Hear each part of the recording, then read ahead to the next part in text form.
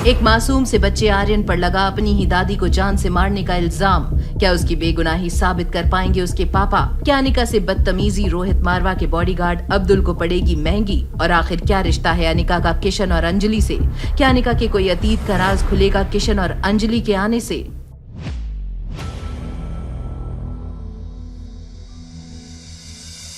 जिस अनिका को अंजलि मल्होत्रा कल शाम से ढूंढने की कोशिश कर रही थी, उसे अचानक हॉस्पिटल कॉरिडोर में देखकर उनकी खुशी का ठिकाना नहीं था। वो अनिका की तरफ दौड़ने लगी।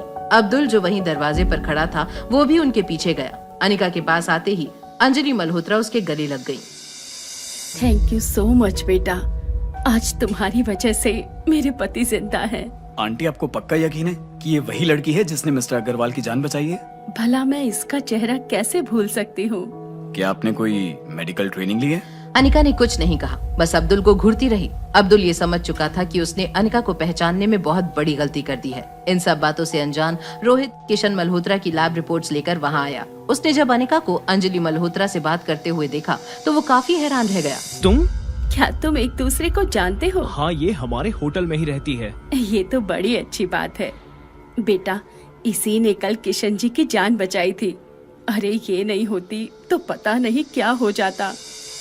अंजलि मल्होत्रा की बातें सुनकर रोहित सोच में पड़ गया। वो बस अनिका को देखे जा रहा था। दूसरी तरफ रिया खुश थी, क्योंकि उसे लगा कि आर्यन की अक्लमंदी से अब उसका परिवार पूरा हो जाएगा।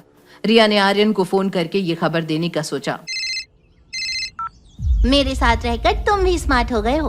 वो मॉम को ईमेल करने का आइडिया बेस्ट था। अगर मॉम ने दादी की सर्जरी की तो तुम इनोसेंट प्रूव हो जाओगे और फिर हम सब साथ में रहेंगे like a happy family. Thank you sister. Brother, आज इस खुशी के मौके पर अगर मैं तुमसे कोई विश मांगू तो क्या तुम उसे पूरा करोगे? बिल्कुल, तुम तो बस ये बताओ कि मुझे करना क्या होगा। आई वॉन्ट कि तुम बाबी वाली फ्रॉक में मुझे एक फोटो भेजो। मैं देखना चाहती हूँ कि मेरा भाई पिंक फ्रॉक में कितना क्यूट लगता है। लेकिन तुम्हें एक प्रॉमिस करना होगा। कैसा प्रॉमिस? तुम फोटो देखकर हंसोगी तो नहीं? Okay brother. वैसे तो आर्यन को लड़कियों के कपड़े पहनना बिल्कुल भी पसंद नहीं था, लेकिन इस बार आर्यन रिया को खुश करना चाहता था। आर्यन अपनी पिंक ड्रेस ढूंढने लगा। वहीं लाइफ केयर हॉस्पिटल में रोहित की नजरें अनिका से हट नहीं रही थी। कौन हो तुम?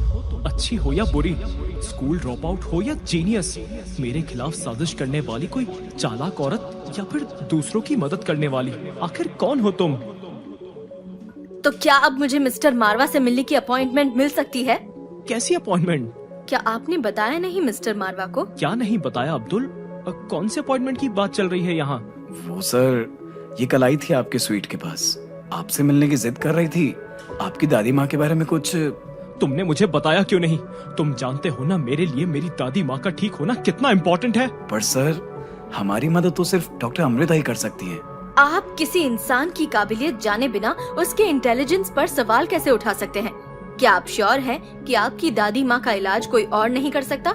सिर्फ नाम के आधार पर किसी को कम या ज्यादा आंकना सही है क्या?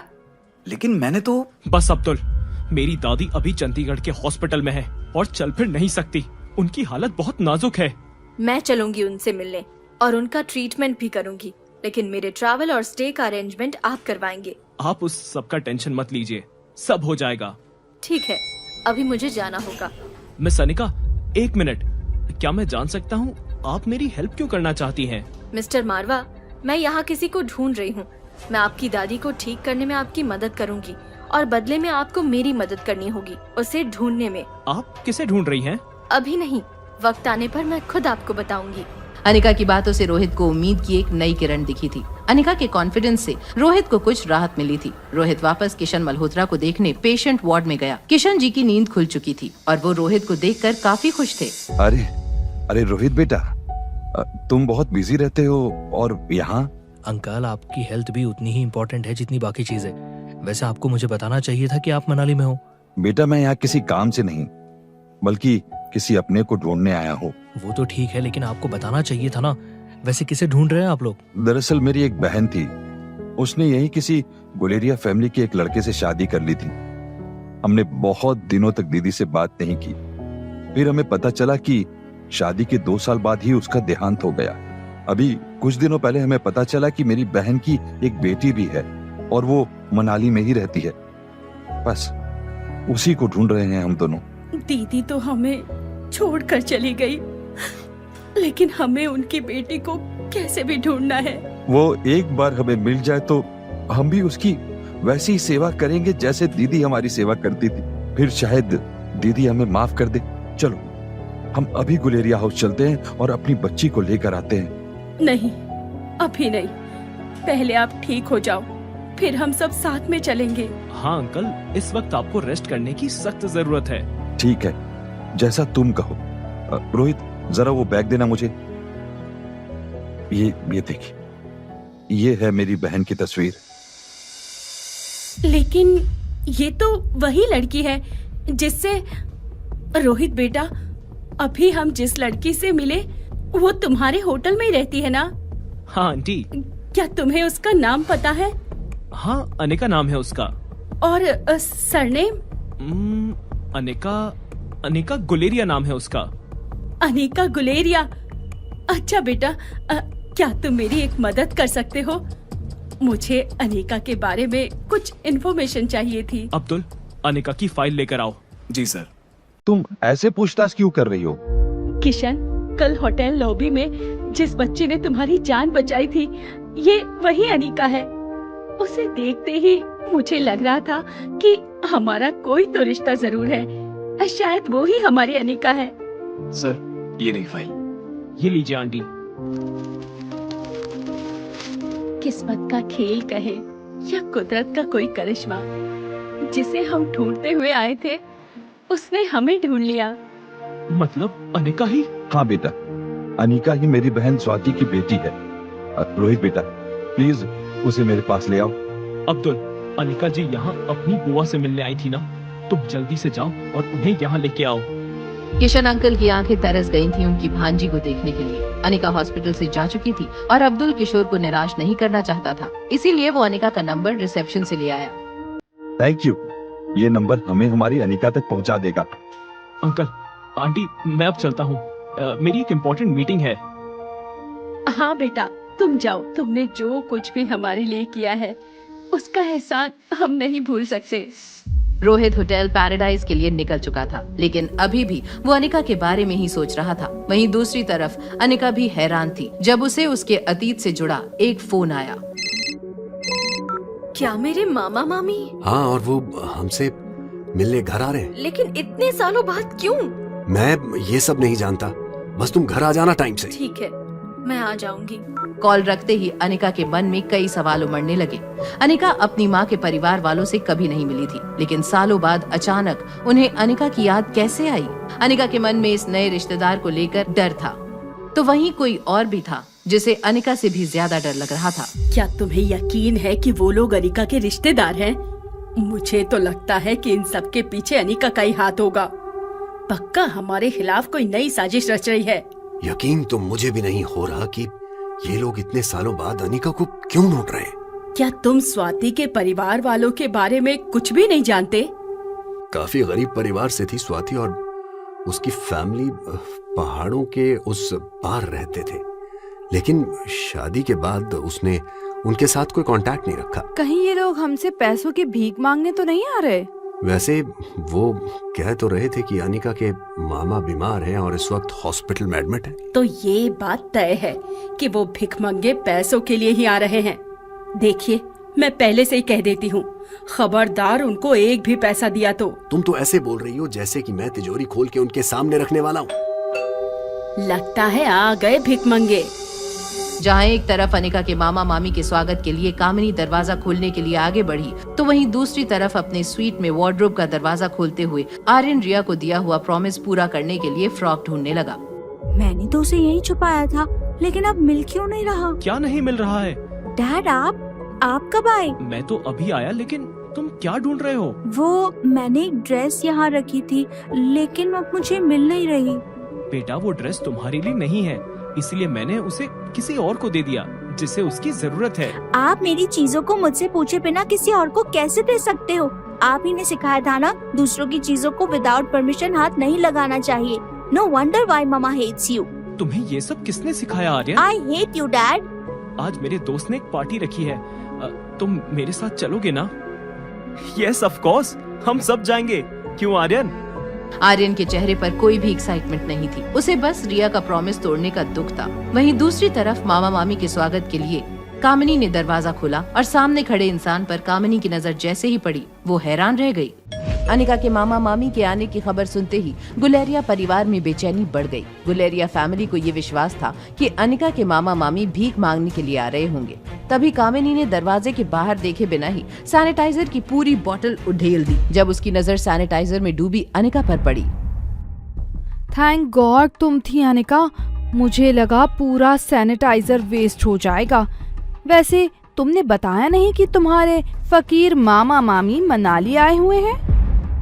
अनिका ने कामिनी की बातों का जवाब देना जरूरी नहीं समझा। गुलेरिया खानदान इस बात से अनजान था कि कुछ ही समय में उन्हें एक बड़ा झटका लगने वाला था। कामिनी आगे कुछ कहने ही वाली थी कि तभी गेट से आवाज आई। क्या मिस्टर गौतम गुलेरिया यही रहते हैं? जैसे ही मनीषा और कामिनी की नजरें अंजलि पर पड़ी, उन्हें अपनी आंखों पर विश्वास नहीं हुआ। गुलेरिया खानदान की सोच से अंजलि मामी बिल्कुल अलग थी। उनकी सीरत में भी उनकी दौलत चमक रही थी। तभी अंजलि मामी ने सबकी खामोशी तोड़ते हुए अनिका से कहा, फिर से मिल गए हम। बेटा, पहली बार तुम्हें देखकर ही मुझे लग गया था कि हमारा कुछ पुराना रिश्ता है। आप यहाँ? और आप मेरे मामा मामी को कैसे जानती हैं? आई नो, तुम्हें बहुत कुछ पूछना होगा। मैं तुम्हारे सारे सवालों के जवाब दूंगी। फिलहाल बस यही कहना चाहूंगी कि ये सब किस्मत का खेल है। उस दिन जिस आदमी की जान तुमने बचाई थी वो तुम्हारे मामा थे। गुलेरिया परिवार के सभी लोग अंजलि मामी की सादगी में खो गए थे कि तभी कामिनी ने अंजलि मामी का पहना हुआ डायमंड नेकलेस देखा। उससे रहा नहीं गया और उसने मामी से कहा, योर नेकलेस इज स्टनिंग। क्या ये असली डायमंड्स हैं? ऑफ कोर्स नकली है बेटा। आजकल अपनी औकात से ऊपर दिखने के लिए हर कोई नकली ज्वेलरी पहनते हैं। देखो ना कितना ज्यादा चमक रहा है। मिस्टर गौतम, क्या आप ही हमारे बहनोई जी हैं? यस, मैं ही गौतम गुलेरिया हूँ। आपने फोन पर मुझसे ही बात की थी। वैसे आप बहुत ही खूबसूरत हैं। कहीं आप फिल्मों में तो काम नहीं करती? फिल्मों में तो नहीं, लेकिन मैं एक आर्टिस्ट जरूर हूँ। जी, आपने जैसे ही कॉल किया था अनिका से मिलने के लिए, वैसे ही हमने उसे कॉल करके बुला लिया था। Thank you mister Gautam. Anika बेटा, क्या हम कहीं अकेले में बैठकर बात कर सकते हैं? Sure aunty. गौतम गुलेरिया अंजलि मामी के हाव भाव देखकर पूरी तरह से इम्प्रेस हो गए थे। ये देखकर मनीषा का चेहरा गुस्से से लाल हो गया, लेकिन वो अपनी तीखी जुबान से कुछ कहती उससे पहले ही अनिका और अंजलि मामी वहाँ से निकल गए। अंजलि मामी कार में बैठते ही अनिका से कहा, बेटा, तुम्हारे मामा अभी भी हॉस्पिटल में हैं। ऐसे वक्त में तुम तक पहुंचने के लिए एक खास शख्स ने हमारी बहुत मदद की थी। उन्हें शुक्रिया अदा करने के लिए हमने तुम्हें बिना बताए होटल पैराडाइज में आज एक डिनर पार्टी रखी है। I hope you don't mind बेटा। ओके मामी, आई एम सॉरी। क्या मैं आपको मामी कह सकती हूँ? आपसे अगर आंटी कहूँगी तो डांटूंगी। बेटा, तुम्हारी एक बेटी भी है ना? आई कांट वेट टू सी हर। और नाम क्या है उसका? रिया नाम है उसका। बहुत शरारती है। मैं अभी उसको कॉल करके नीचे बुला लेती हूँ। तब तक हम होटल पहुँच जाएंगे। अनिका अंजलि मामी की खुशी देखकर इनकार नहीं कर पाई। उसने फौरन रिया को कॉल किया और उसे 3rd फ्लोर पर वीवीआईपी हॉल में बुलाया।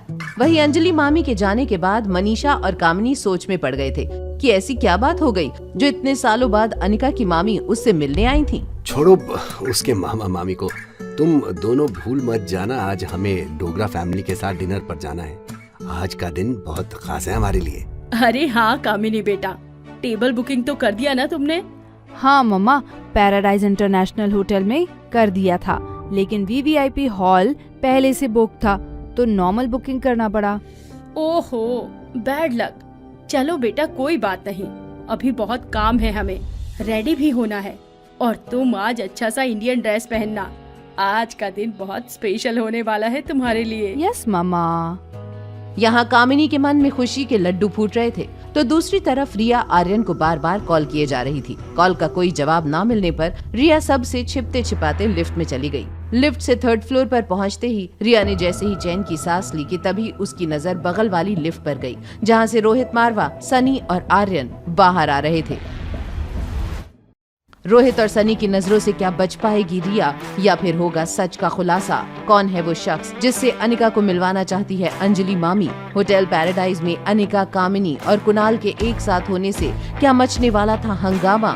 जानने के लिए देखिए अगला एपिसोड सिर्फ पॉकेट एफएम के YouTube चैनल पर। और एक लड़की को देखा तो के सारे एपिसोड्स को सुनने के लिए डिस्क्रिप्शन में दी हुई लिंक से डाउनलोड कीजिए पॉकेट एफएम ऐप।